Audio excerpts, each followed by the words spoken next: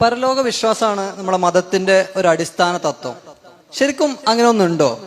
മനുഷ്യനൊക്കെ മണ്ണായ ശേഷം വീണ്ടും പുനർജനിക്കുമെന്ന് പറയുന്നത് ഒരു വിഡ്ഢിത്തല്ലേ?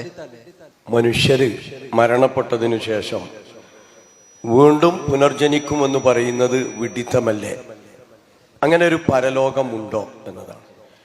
മനുഷ്യർ മരണപ്പെട്ടതിനു ശേഷം വീണ്ടും ശാശ്വതമായ ഒരു ജീവിതം വേണം എന്നതാണ് ശരിക്ക് ബുദ്ധിയും യുക്തിയുമുള്ള ആളുകൾ അംഗീകരിക്കേണ്ടത്. അപ്പം മരണപ്പെട്ട മനുഷ്യൻ വീണ്ടും മണ്ണായി തീർന്നതിന് ശേഷം പുനർജീവിപ്പിക്കപ്പെടുക എന്നത്, നമ്മൾ ക്ലോണിംഗ് യുഗത്തിലാണ് ജീവിക്കുന്നത്. ക്ലോണിങ്ങിന്റെ തത്വം എന്താണ്?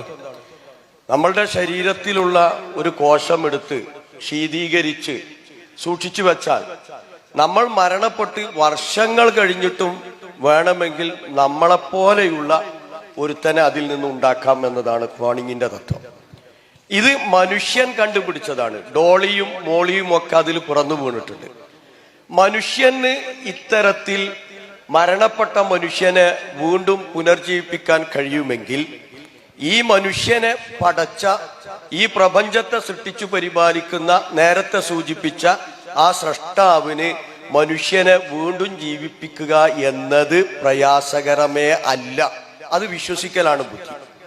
മാത്രവുമല്ല, നിങ്ങൾ ആലോചിച്ച് നോക്കൂ, വിശുദ്ധ ഖുർആൻ മരണാനന്തരമുള്ള ജീവിതത്തെക്കുറിച്ച് സൂചിപ്പിച്ചപ്പോൾ ഇവിടെ നടക്കുന്ന ചില കാര്യങ്ങൾ മുന്നിൽ വെച്ചിട്ടാണ് അത് സ്ഥാപിച്ചിട്ടുള്ളത്. മഴ വർഷിച്ചപ്പോൾ സസ്യലതാദികൾ മുളച്ചു പോകുന്നു. നമ്മളുടെ മുറ്റത്തുണ്ടായിരുന്ന അല്ലെങ്കിൽ കൃഷിയിടത്തിലുണ്ടായിരുന്ന ആ സസ്യലതാദികൾ, പുല്ല്, അതൊക്കെ നല്ല പോലെ പറിച്ച് വൃത്തിയാക്കി അത് കൊണ്ടുപോയി ചുട്ടുകളഞ്ഞു. നമ്മൾ വെണ്ണീരാക്കി. ആ വെണ്ണീര് മറ്റുള്ള കൃഷികൾക്ക് വേണ്ടി ഉപയോഗിച്ചു. പക്ഷെ മഴ പെയ്തപ്പോൾ വീണ്ടും അതേ സസ്യലതാദികൾ അവിടെ നിന്ന് എന്ത് ചെയ്തു? മുളച്ചു പോകുന്നു. ഇത് വിശദീകരിച്ചിട്ട് ഖുർആൻ പറയുന്നു, കദാലിക്കൽ ഖുറൂജ്, ഇപ്രകാരമാണ് നിങ്ങളുടെ പുനർജീവിതം. അപ്പൊ പുനർജീവിതം എന്നത് അസാധ്യമല്ല. ഇനി ആലോചിക്കുക, ജീവിച്ചിരിക്കുന്ന നമ്മളൊക്കെ നീതി ഉണ്ടാവണം എന്നതാണ്. നീതി, ധർമ്മം, സത്യം, ഇത് വിജയിക്കണം, ഇത് നിലനിൽക്കണം എന്നാണ് എല്ലാവരും ആഗ്രഹിക്കുന്നത്. പക്ഷെ പരിപൂർണമായ നീതി ഇഹലോകത്ത് വെച്ച് മനുഷ്യന് ലഭിക്കുന്നുണ്ടോ? ഏതെങ്കിലും മനുഷ്യന് ലഭ്യമല്ലല്ലോ. നോക്കൂ, നിങ്ങൾ ഒരാളെ കൊന്നവനെ ഒരു വട്ടം കൊല്ലാം. ഇവിടെ 10 ആളെ കൊന്നവനെ 10 വട്ടം കൊല്ലാനുള്ള സംവിധാനം ഈ നാട്ടിലുണ്ടോ? ഇല്ല. 1000ങ്ങളെ കൊന്നൊടുക്കിയ തീവ്രവാദികളുണ്ട്, ഭരണകൂടങ്ങളുണ്ട്, ലക്ഷങ്ങളെ കൊന്നൊടുക്കിയവരുണ്ട്, ബോംബെറിഞ്ഞു കൊന്നവരുണ്ട്. ഇവർക്കൊക്കെ ആ ലക്ഷങ്ങളെ കൊന്നതിനുള്ള ശിക്ഷ നൽകേണ്ടത്. അതുപോലെ തന്നെ വലിയ വലിയ നന്മകൾ ചെയ്ത ആളുകളുണ്ട്, അവർക്കുള്ള പ്രതിഫലം ഇവിടെ നിന്ന് പൂർണ്ണമായി ലഭ്യമായിട്ടുമില്ല.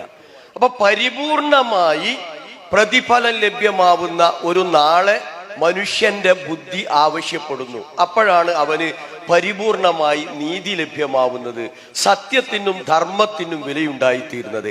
അങ്ങനെയുള്ള ഒരു ലോകത്തെക്കുറിച്ചാണ് ഇസ്ലാം മരണാനന്തരമുള്ള ജീവിതം, യൗമുൽ ആഖിർ അല്ലെങ്കിൽ യൗമുൽ ഖിയാം എന്ന് പറയുന്നത്. അവിടെ രക്ഷപ്പെടാൻ സാധ്യമല്ല. കാരണം ഇവിടുത്തെ കോടതികളിൽ പണമോ സ്വാധീനമോ ഒക്കെ ഉപയോഗിച്ച് രക്ഷപ്പെടാമെങ്കിൽ പോലും, കളവുകൾ പറഞ്ഞു രക്ഷപ്പെടാമെങ്കിൽ പോലും, നാളെ പരലോകത്ത് അതിന് സാധ്യമല്ല. കാരണം നമ്മളുടെ കർമ്മരേഖ കൃത്യമായി അവിടെ നൽകപ്പെടും. കിതാബും മർക്കും, ഡിജിറ്റൽ ഡയറി, അത് കൃത്യമായി നമ്മൾ വായിച്ചു ബോധ്യപ്പെടും. നമ്മളുടെ കണ്ണുകളും അതുപോലെ തന്നെ കൈകളും കാലുകളും കേൾവി ശക്തിയും തൊലിയും നമുക്കെതിരെ സാക്ഷി പറയും. അതിൽ നിന്ന് രക്ഷപ്പെടാൻ സാധ്യമല്ല. തൊലി നോക്ക്, തൊലിയെ മറച്ചു വെച്ച് ഒന്നും ചെയ്യാൻ നമുക്ക് കഴിയില്ല. ആ തൊലി നമുക്കെതിരെ സാക്ഷി പറയുമ്പോൾ മനുഷ്യൻ പരലോകത്തിൽ ചോദിക്കുമെന്ന ലിമ ഷഹിത്തും അലൈന, അവിടെ മറുപടി ഉണ്ട്. തൊലി തന്നെ പറയും, അന്തകനല്ലാഹുല്ലദീ അന്തക കുല്ല ഷൈഇൻ, എല്ലാറ്റിനെയും സംസാരിപ്പിച്ച പടച്ചവൻ അള്ളാഹു, ഏകനായ ആരാധ്യൻ, എന്നെയും സംസാരിപ്പിച്ചു. ആലോചിച്ച് നോക്ക്, തൊലി സംസാരിക്കുക. ഇതിനെന്താ ഉള്ളത്? ചിപ്പുകളുണ്ട്, കുറെ ലോഹക്കൂട്ടാണിത്. ഇതിനെ നമ്മൾ സംസാരിപ്പിക്കുന്നു അല്ലെ? ഇതിൽ എന്തൊക്കെ ഉപയോഗങ്ങൾ നമ്മൾ നടത്തുന്നുണ്ട്? ആരാ ഇതിനെ കൊണ്ട് സംസാരിപ്പിച്ചത്? നമ്മൾ മനുഷ്യന് ആ ലോഹത്തെ, ആ ചിപ്പുകളെ സംസാരിപ്പിക്കാൻ സാധിച്ചിട്ടുണ്ടെങ്കിൽ ഈ മനുഷ്യനെ പടച്ചവന് നമ്മളുടെ തൊലിയെ സംസാരിപ്പിക്കുക എന്നത് പ്രയാസകരമേ അല്ല. മാത്രവുമല്ല, നമ്മൾ സൂക്ഷിക്കണം, നമ്മളുടെ കർമ്മങ്ങളൊക്കെ കൃത്യമായി രേഖപ്പെടുത്തപ്പെട്ടിട്ടുണ്ട്. ഇതിൽ നിന്ന് വിളിച്ചതും പറഞ്ഞതുമൊക്കെ ഇതിന്റെ കമ്പനിയുടെ സർവറിൽ റെക്കോർഡ് ചെയ്യപ്പെട്ടിട്ടുണ്ട്. ഇത് പൂർണ്ണമായി നശിപ്പിച്ചാലും, ഇത് ചുട്ടെടുത്ത് അതിന്റെ വെണ്ണീര് കടലിൽ ഒഴുക്കിയാലും നമ്മൾ ഇതിൽ നിന്ന് അയച്ച മെസ്സേജുകളോ വിളികളോ അതിൽ നിന്ന് രക്ഷപ്പെടാൻ സാധ്യമല്ല. ആ സർവറിലുണ്ടാവും.